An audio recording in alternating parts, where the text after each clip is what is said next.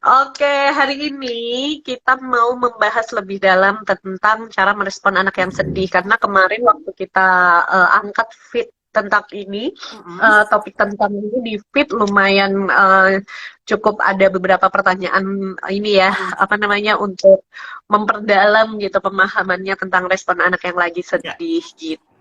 Hai, selamat sore dan selamat pagi menjelang siang untuk teman-teman yang mungkin ada di Belanda gitu ya.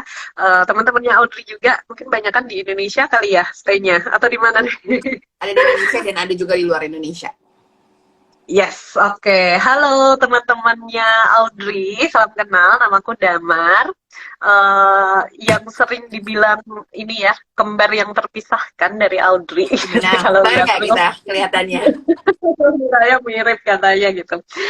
Oke, perkenalkan aku Damar. Aku seorang ibu dari satu orang anak. Sekarang anakku usianya 5 tahun. Selain menjadi seorang ibu, aku juga merupakan co-founder dari goodenoughparents.id. Ini adalah portal pembelajaran online untuk para orang tua. Jadi kalau dulu tuh kita bilang jadi orang tua nggak ada sekolahnya, sekarang ada namanya Good Enough Parents gitu ya. Dan belajarnya bisa dari mana aja. Cakep. Promo tipis-tipis ya Bun. Nah, di Good Enough Parents ini selain menjadi co-founder, aku juga berperan sebagai fasilitator atau edukator gitu ya. Saat ini backgroundku adalah ilmu komunikasi. Jadi kalau teman-teman pengen nanya nih seni berkomunikasi dengan anak, itu aku bisa gitu. Terus backgroundku ada juga diploma Montessori gitu ya. Kalau teman-teman tertarik dengan topik-topik cara mendampingi anak usia dini belajar kayak gitu, itu aku bisa juga. Terus aku juga certified positive disiplin parents and classroom educator. Jadi aku menyampaikan ilmu-ilmu tentang positif disiplin kepada orang tua dan kepada guru agar bisa merespon anak-anak gitu ya dengan cara yang baik dan tegas secara bersamaan gitu. Nah, sekarang Audrey deh giliran kenalan sama teman-temanku. Baik. Hai teman-temannya Damar semua dan mungkin buat follower-follower aku, teman-teman aku yang juga kita belum pernah ngobrol karena belakangan kita berdua lagi jarang live gitu ya. Perkenalkan nama aku Audrey, aku adalah psikolog klinis anak dan keluarga dan neuropedago. Saat ini aku berpraktek di Belanda untuk klien-klien Indonesia secara online maupun klien-klien di Belanda secara offline. Area of expertise aku adalah parenting early childhood, anxiety atau kecemasan, trauma atau kompleks trauma atau yang sekarang dibilangnya inner child dan autism. Jadi itu area di mana aku berpraktek dan melayani klienku sehari-hariku. Selain bikin edukasi untuk teman-teman di Indonesia secara khusus dengan berbahasa Indonesia, aku juga melayani teman-teman para ibu, para wanita lewat Embolden Indonesia dan Embolden Belanda. Jadi praktekku ada di Indonesia dan juga ada di Belanda. Aku melayani sebagai psikolog. Gitu. Hari ini kita mau bahas do's and don'ts merespon anak yang sedih. Kenapa sih sampai ada do's and don'ts-nya gitu ya? Mungkin kita bahas apanya dulu nih? Don'ts-nya dulu kali ya, Dri ya. Biar biar teman-teman jadi tahu juga gitu. Apa sih efeknya kalau kita merespon kesedihan anak dengan cara-cara yang tidak disarankan kayak gitu. Mungkin boleh dari Audrey dulu gitu ya. Kalau dari Audrey yang dipelajari Audrey gitu serta kaitannya dengan kesehatan mental anak kali ya, itu tuh gimana sih gitu respon-respon yang tidak disarankan saat anak kita sedang bersedih. Nah, sebelum ini biasanya aku sama teman-teman para klinisi ya, para psikolog, kita ngasih tahu dulu nih disclaimer di awal bahwa kita akan bilang sesi IG Live ini kita bentuknya adalah edukasi. Ini tidak menggantikan one-on-one consultation dengan psikolog-psikolog yang sudah teman-teman jalani. Ataupun kalau teman-teman mau menjalani proses konseling dan bertemu dengan psikolog masing-masing, sesi kayak gini ngobrol kita adalah bentuknya general banget ya, Damar gitu. Kita nggak bisa one on one banget gitu. So ini tidak menggantikan sesi konsultasi pribadi, sesi konseling pribadi teman-teman sama psikolognya masing-masing. So I would like to put that up front dulu bahwa ini nggak menggantikan itu. Tapi ini bentuknya adalah sangat general dari apa yang kita bisa lihat mungkin sekarang bersama dengan 67 teman-teman lain gitu ya. Yang paling memungkinkan kita kasih educational secara general aja. Itu putting that online.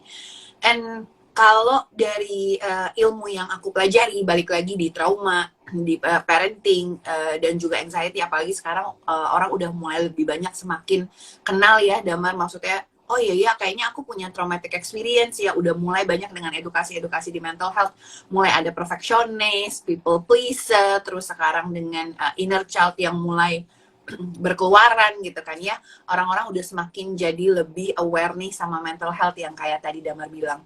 Jadi adalah sebenarnya biasanya ketika aku bilang apa sih yang nggak boleh, itu banyak banget nih yang nggak boleh gitu. Tapi biasanya bottom line aku menyarankan adalah coba deh para orang tua gitu kan ya, kalau kamu mau melakukan sesuatu sama anak gitu, kira-kira kalau kamu digituin, kamu nyaman nggak? Itu dulu aja. Jadi sebelum merespon gitu kan ya, ini kira-kira aku nyaman nggak? Misalnya contohnya kayak kemarin aku bikin konten tentang bagaimana, oh ya ngebentak, dan banyak banget nih mungkin yang masuk ke tipe-tipenya komentar yang masuk ke Damar dan kamu kurang lebih sama nih. Anak aku Mbak, Bu Damar, anak aku tuh beda deh sama anaknya Bu Damar gitu. Kalau anaknya Bu Damar tuh bisa diomongin, anak saya tuh nggak bisa gitu kan ya. Kalau nggak dibentak tuh nggak akan jalan deh, beda deh sama Mbun gitu kan ya. And then aku bikin konten bahwa bagaimana sih sebenarnya proses kalau misalnya kita semakin membentak terus, and then by the end of it, kalau kita sebagai orang dewasa kita nggak suka dibentak dan kita bilangnya adalah KDRT kah, atau misalnya ada kekerasan dalam pekerjaan, gimana caranya kalau ngebentak dan mukul itu di dalam kondisi rumah dan relasi orang tua dan anak? Kenapa itu dibilang jadi disiplin gitu?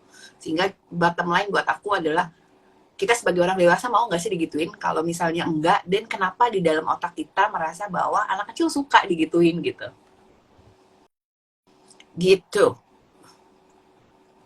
Yes, itu sedih banget sih kalau kayak misalnya kita sesama orang dewasa gitu ya, ke orang lain gitu ya, itu dibilangnya assault gitu ya, dibilangnya penyerangan kayak Yeah. gitu. Terus kalau anak kecil ngebentak ke kita, itu dibilangnya nggak sopan gitu. Tapi orang tua ya kan? kurang ajar kayak gitu. Tapi orang tua ngebentak anak dibilangnya pendisiplinan gitu. Padahal kalau aku sendiri gitu ya, selama mempelajari tentang disiplin, disiplin tuh nggak kayak gitu gitu. Disiplin tuh sangat melibatkan perasaan gitu sebenarnya. Jadi ada yang namanya belief behind behavior gitu ya, bahwa setiap perilaku itu muncul didorong karena ada perasaan dan pemikiran gitu. Nah, bayangin kalau apa yang kita lakukan ke anak gitu ya, respon kita ke anak itu mendorong dia punya perasaan marah, sedih, sakit hati gitu ya. Kira-kira perilaku yang muncul akan jadi positif nggak nih gitu. Nah, karena biasanya gini, saat anak lagi sedih, terus kita respon dengan cara yang membuat dia sakit hati gitu ya. Aku lagi sedih kok malah diginiin sih sama ayah ibu gitu ya. Biasanya muncul perasaan sakit hati, dan akhirnya karena sakit hati gitu ya, anak-anak itu terdorong untuk menunjukkan rasa sakitnya dengan cara menyakiti orang lain. Yeah. Gitu. Dan ini sebenarnya bukan cuma anak-anak ya. Kalau kita dengar istilah hurt people hurts people. Yeah. Orang yang sakit hati punya kecenderungan menyakiti orang lain. Nah, itu sebenarnya dalam rangka untuk menunjukkan, hey, begini loh rasa sakitnya jadi aku. Kamu harus tahu rasanya kayak gitu ya. Bukan untuk membalas dendam, tapi sesimpel untuk menunjukkan. Karena anak-anak sendiri belum punya kemampuan komunikasi yang baik gitu ya, untuk bilang, ibu, respon kamu saat aku sedih itu membuatku sakit hati. Dia belum bisa ngomong kayak gitu. Makanya kayak wajar banget kalau misalnya dia lagi sedih gitu ya, misalnya sedihnya itu gara-gara dia lagi main gitu ya, lagi mainan terus direbut sama adiknya gitu ya, pas dia mau ambil lagi justru malah disuruh ngalah, justru malah dia yang dimarahin kayak gitu ya. Nah, ini seringkali si kakak ini jadi muncul nih perasaan sakit hati. Terus akhirnya apa? Akhirnya entah orang tuanya yang dipukul atau adiknya yang dipukul gitu ya, menunjukkan sakit loh posisinya menjadi diriku yang kayak gini gitu. Harusnya aku yang di posisi sedih itu nggak dimarahin, di posisi sedih nggak disuruh diem gitu ya. Tapi pengennya dipupuk kayak gitu tuh malah mendapatkan respon yang berbeda. Gitu kalau dari sisi positif disiplin nih. Mungkin Audrey mau menambahin lagi nggak untuk em, hal ini atau kita mau langsung move ke dons yang berikutnya? Ini menarik banget nih, ketika tadi Damar bilang bahwa iya ya, kalau misalnya aku mau melakukan sesuatu gitu kan ya, dan aku nggak tahu nih gimana caranya gitu. Ini banyak banget yang aku obrolin di dalam sesi gitu ya. Di dalam sesi itu banyak banget nih, dan beberapa belakangan 90% klienku adalah orang tua, para ibu yang punya kesulitan untuk, Mbak, aku tahu loh di otak bahwa kayak udah follow Mbak Damar, udah follow Mbak Audrey gitu ya. Aku tahu di otak bahwa aku tuh nggak boleh bentak anak, but I just cannot, Mbak, gitu. Pada saat kondisinya seperti itu tuh aku nggak bisa gitu kan ya. Nah, ini menjadi pertanyaan ya, kenapa sih nggak bisa padahal udah tahu bisa gitu kan ya. Dua konsepnya adalah bahwa satu, aku nggak pernah punya role model. Ini aku baru baca loh. Aku baru kenal setelah 30 tahun, atau misalnya aku menikah dan punya anak 25 tahun. 25 tahun aku tuh melihat bahwa kalau ada anak menangis, kalau aku menangis atau kakak-kakak aku menangis gitu ya, it has to be dismissed. Bahwa aku jadi dibentak. Sehingga ketika respon pertama kali aku ketika ngeliat anak nangis, ngeliat anakku nangis, aku tuh belajar positif disiplin, aku follow Mbak Damar, aku follow Mbak Audrey gitu, dan psikolog-psikolog lainnya gitu kan ya. Uh, itu tuh mungkin baru 3 bulan, baru setahun. Tapi aku ngeliat itu tuh 25 tahun loh. And how hard it is gitu buat anak yang dari kecil lihat sampai 25 tahun, atau mungkin sekarang kalau masih pulang ke rumah orang tua dan masih kayak, aduh mah capek banget lo punya anak. Alah, kamu anak baru 1, ibu tuh anak 5, ngurus sendiri, nggak ada pembantu, nggak ada mesin cuci, nggak ada robot, nggak ada apa, udahlah kamu. And then kita terima lagi tuh dismissnya lagi gitu kan, sehingga ini yang tiap kali dipelajari, sehingga kalau di kemudian hari ini kalau kita ngelihatnya, kenapa ya ibu-ibu sekarang tuh jadi susah banget misalnya validasi emosi, tahu gitu, karena itu yang kelihatan setiap hari dan dari kecil aku melihat seperti itu. Lalu yang kedua adalah ketika ini case-nya, beberapa case-nya mungkin Damar juga teman-teman yang lagi belajar positif disiplin pernah cerita nih gitu, kayak aduh ya Mbak Damar, sekarang anakku yang gede kalau lihat adiknya nangis responnya sama loh, sama ketika waktu aku dulu ngerespon dia. Ya ampun Mbak Damar, jadi kayak ngaca gitu kan ya. Dan itu banyak banget klien-klienku juga yang bilang gitu, kayak ya ampun kok bisa sih dia sekarang bilang adiknya lambat banget sih, bego banget sih gitu. Terus kayak, kamu belajar dari mana gitu, kayak mama nggak pernah ngomong gitu sama adik gitu. Dan di dalam sesi konseling mereka mulai melihat bahwa oh ya ampun ini dulu loh gitu. Dan setelah kita lihat anak ini udah kenal dengan bahasa itu udah 7 tahun gitu, dengar bahwa setiap kali kalau aku lambat, kalau misalnya aku butuh bantuan adalah iya sambil dibantuin. Gimana sih pakai ikat sepatu aja nggak bisa, tuh lihat tuh kayak sambil diiketin memang dibantuin gitu, tapi omongannya begitu. Sehingga setelah 7 tahun mengkonsumsi itu, ketika punya adik dan ngelihat adiknya begitu, this is how I learn and how I respond gitu, bahwa adiknya dibentak, bahwa adiknya dimarahin gitu.